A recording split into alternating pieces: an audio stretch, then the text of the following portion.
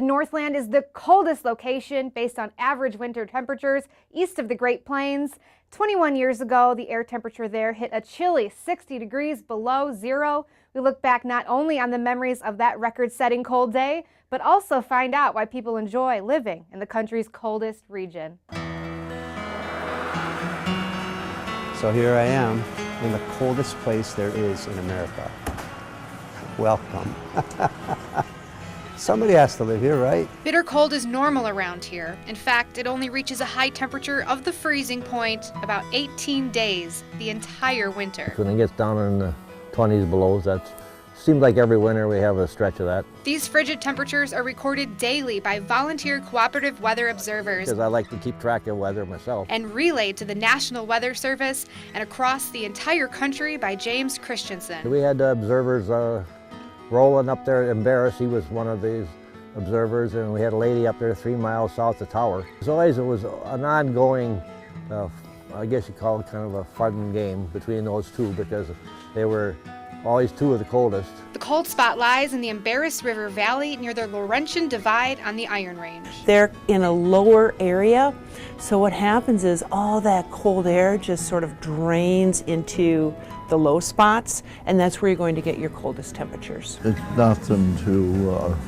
get 40 below temperatures in the winter. And if you consider that to be cold, things are about to become even more numbing on the coldest day ever, set back in 1996. A huge high pressure sat over central Canada and funneled in cold Arctic air from across the North Pole to right here across the Northland. The snow depth was also over 2 feet deep and helped temperatures plummet. With clear skies and calm winds from the high pressure, any warmth from the day was able to leave and escape back to the atmosphere. And they all came together to give us that really, really cold night. Well, we knew probably a record was going to be broken or very close to it.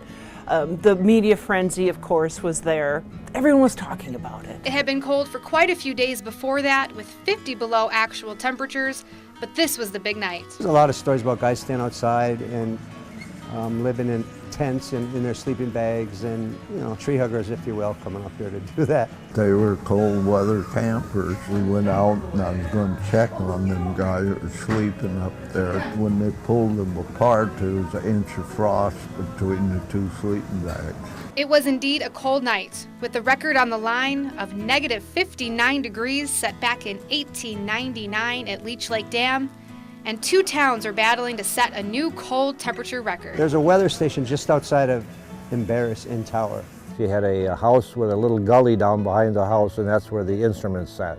That morning, the cold air settled down that little valley and it hit 60 below. So that's how Tower got that crown. February 2nd, 1996 put Tower, Minnesota in national headlines. An Arctic cold front has much of the United States locked in its grasp. Minnesota had the lowest temperatures in the nation Friday, but the Minnesota state record low temperature was broken at 9:10 a.m. with a negative 60-degree temperature recorded. It was just a cold day for everybody, and what I remember most is a lot of TV people around and guys driving nails with bananas. Did you try that at all? Yeah, I probably did. People living in the small town of Tower, Minnesota enjoyed their record-setting day. Threw water in the air and like ice crystals came down. We just did it the once. It was really cold out.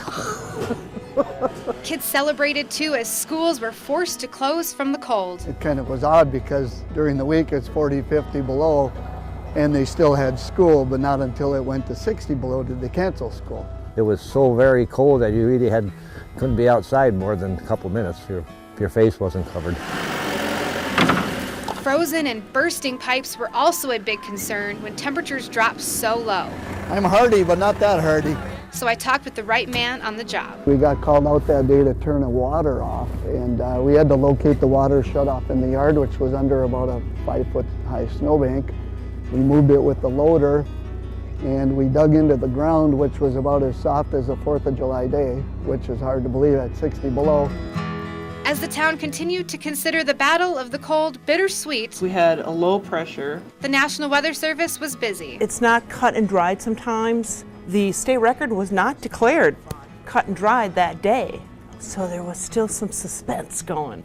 if it was going to be a record or not. And so was the neighboring town of Embarrass, the cold spot competition that also sits in the valley. So all the people were heading up to Embarrass because that's historically the cold spot. One was always trying to beat the other. So they're bragging rights, or what do we got? Yeah, it turns out Embarrass's thermometer broke. Too bad for them. He had a mercury thermometer and it broke, so he was out of the game. That's right. Embarrass's thermometer broke at 52 degrees below zero because the mercury inside separated due to the cold temperatures. And then it quit. There was nothing on it till it warmed back up to 50 below, and then it came back on. We definitely was the coldest that morning. An unofficial thermometer Fowler had read 64 degrees below zero that same morning, but Thermometer's got to be in that box. If it's not an official temperature. on that frigid cold morning, the temperature was taken in this Cotton Region shelter here. It looked just like this one. We'll take a look inside, and you can see that the actual minimum temperature is recorded here, and then you also have a maximum recorded there. And this is the same exact setup that took that temperature that day. But Randy's backup thermometer wasn't in his official box that is used to calculate the real atmospheric temperature without any sun rays, ground heat, and winds affecting it. It wasn't considered official, so Tower was the winner that day. But Randy and the town of Embarrass feel otherwise. I felt kind of upset because I knew we'd gotten it. Unfortunately, his other official backup thermometer that was inside, that would have worked, only went to 50 degrees below, and that wasn't enough. Now I got a thermometer that goes to 120 below. Not that I ever want to see it get that cold for sure. Despite the crosstown rivalry, this coldest place still shares many of the memories made that day. People are still interested in knowing how cold it was and what it felt like. It's still in people's minds. But I guess if you're going to be known for something, that's not a bad thing, I guess. Shows how hardy we are. And I had to ask, why do they continue to live in the coldest place? And I just consider it my home, and I know it's going to get cold. It goes by every winter, and spring comes, and you carry on. Small town living, you can't beat it. Well, eventually I hope to move somewhere warmer. We do hold the record, Tower, Minnesota. Sorry, Embarrassed, that's just the way it is.